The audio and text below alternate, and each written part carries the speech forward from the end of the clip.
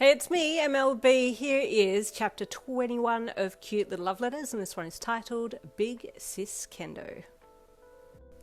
Who? What? She asked with confusion, turning to face you square on. Who knows? What knows? He knows it's me, you said, still just giving her a numb stare. Wait, are you talking about the notes in Denki's locker? He knows it's you? She asked with shock. You just nodded while staring at her. How did he find out? How do you know? What happened? She asked, feeling like you needed to workshop this. I was putting another note in there and he caught me, you said as you turned and sat numbly down on the bed. Kendo walked over and sat down right next to you, not sure if she should hug you or pat you on the head or just leave you be, so she just kind of waited awkwardly for you to speak again, but you had kind of just internalized then and remained quiet. How? Did he wait till you came back out and then followed you? She asked curiously. You shook your head. He caught me in a jar. A jar? Yeah. That's so mean, she gasped. So then what? Did this happen just now? Yeah, you said, looking down to your lap. He took me to his room and demanded I show myself. I can only hold my quirk form for an hour, so I didn't have a choice. He had blocked all the exits, so I deactivated and yeah. That's kind of a kidnapping though. I don't know how I feel about that. How do you feel? She asked you, still really wanting to give you a hug, but holding back. Mixed feelings. In a way, I'm glad he knows now, but at the same time, I want him to forget about it, and I've changed my mind. I don't want to like him anymore, you said numbly, but with a saddened look on your face. I think I'm just embarrassed. I don't know what he's thinking now. Is he weirded out by it? It is a little weird, you admitted. It's so unlike me. What did he say to you once you transformed? Kendo asked. I don't really remember, but he seemed shocked, you said, still avoiding eye contact. Which I don't blame him at all. Kendo, what do I do now?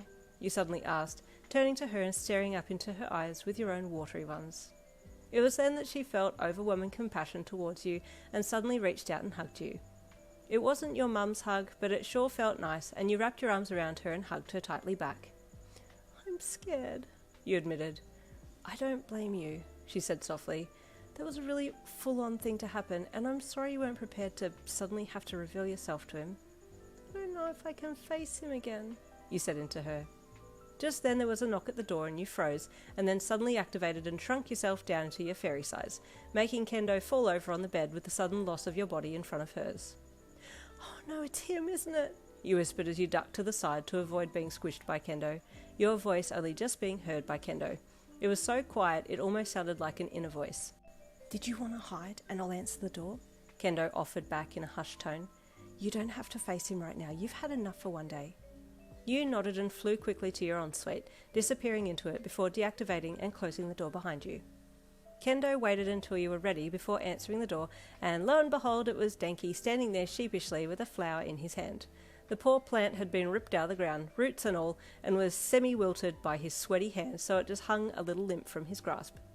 Oh, hey Kendo, he said with surprise when she opened the door to him. Dang, I got the wrong room? He asked, as he stepped back and looked at the dorm room doors either side of yours. No, you have the correct room. This is Yin's room, she said as she stood there, barring the way, with a stern look on her face. Oh, he said with delight, and then grinned. Okay, cool. Can I see her? No, Kendo said firmly. And quite frankly, Kaminari, that was a disappointing move on your part, she added, crossing her arms across her chest as she stared him down. You could hear the conversation from the other side of your ensuite door and waited to see what he would say. Huh? He replied with surprise. What do you mean? I mean that was cruel of you to basically kidnap Yin and make her reveal herself, Kendo said, getting protective and riled since she had seen you so sad. But, Denki said, confused as to why he was suddenly being attacked. I didn't mean to be cruel. I'm really sorry if I've hurt her. I just wanted to know who was leaving me little notes and thank them, and I don't know, The remorse in his voice was palpable, and you quickly opened the ensuite door and stepped out, halting Kendo from saying anything else. I'm sorry for intruding into your locker, you said suddenly, hinging from the waist with an extended bow towards Denki. I shouldn't have trespassed on your property. No, it's totally fine, Denki said with confusion, looking past Kendo to you. I'm sorry for stealing you in a jar, Yin, he added, bowing towards you himself. I can't believe you stole her in a jar, Kendo growled at Denki as he remained in a bow. How dare you? She's not some kind of bug to capture. I'm so sorry, Denki wailed, looking up at her from his bent-over position. Honestly, I didn't mean it like that. It's okay, you said quickly, looking up and straightening. It's okay, Kendo. Please don't be mad at him. If you hadn't stepped out, Yin, I was going to knock him flying, Kendo seethed in sisterly protectiveness. It's okay, you placated her quickly. Yin, this is for you, Denki suddenly said, thrusting the limp flower out towards you, still half bowed. You saw his innocent attempt at an apology and softened. Thank you, you said gently as you walked over and plucked it from his hand. He let you take it and smiled and then backed away, still semi-bowing and fearful of your guard dog Kendo, who still had a stern look on her face, and she didn't look like she was going to back down anytime soon. With his metaphorical tail tucked between his legs, he shrank away from your door and then turned and ran as quickly as he could down the hall and disappeared around the corner. Can't believe him, Kendo huffed, with her arms still crossed across her chest. It's okay, you said with a placating look on your face. I really don't think he meant any harm. He just wanted to know who it was that was putting letters in his locker, you said, trying to support his side of the situation. He let intrusive thoughts win. Who would ever think to catch someone in a jar? Kendo said, throwing her hands up in the air. To be fair, who would think of flying into someone's locker to put a little note in there? He replied sheepishly. Kendo sighed. I guess you're both a little unorthodox in that regard, she said. Denki was all full of mixed feelings when he made it back to his end of the building. He was excited that his wish had come true, but now he didn't know what to do. He'd never had anyone return his feelings before.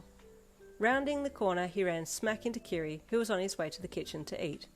Oh, sorry, dude, Denki apologised, stumbling back after running into the robust redhead. It's okay. Are you okay? Why are you running so fast? Kiri asked with confusion. Man, I have so much to tell you. Where are you going? Do you have time to talk? Denki asked. I'm just going to make some dinner.